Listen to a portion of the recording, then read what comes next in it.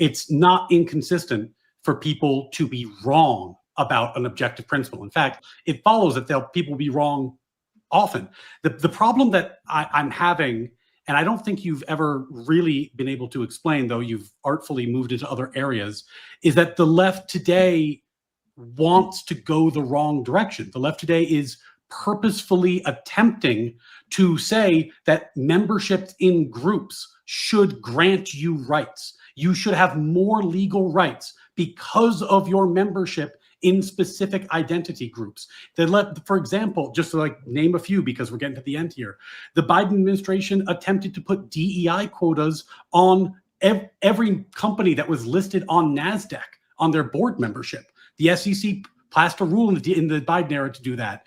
In the movement to abolish slavery, which is where we started, this took some time. It was a human universal in basically all cultures all across the world that slavery existed. And for the first time in the modern era with America and England, it was abolished on the basis of precisely the principles and moral duties and obligations that I'm championing here today. So yeah, I'm very proud of that directionality.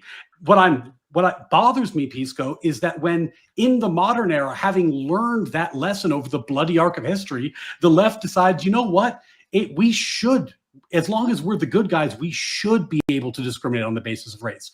It's fine for us to do it as long as we think it's right today.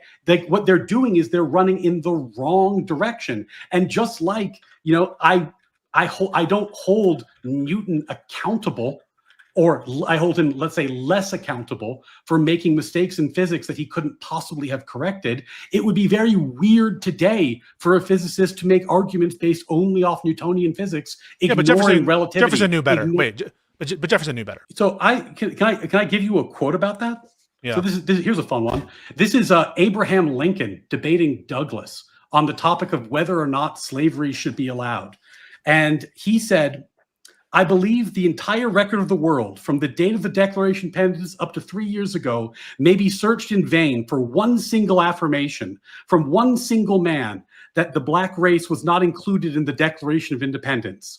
I think I may defy Judge Douglas to show that he ever said so, that Washington ever said so, that any president ever said so, that any member of Congress ever said so, or that any living man upon the whole earth ever said so, until the necessities of the present policy of the Democratic Party in regard to slavery had to invent that affirmation.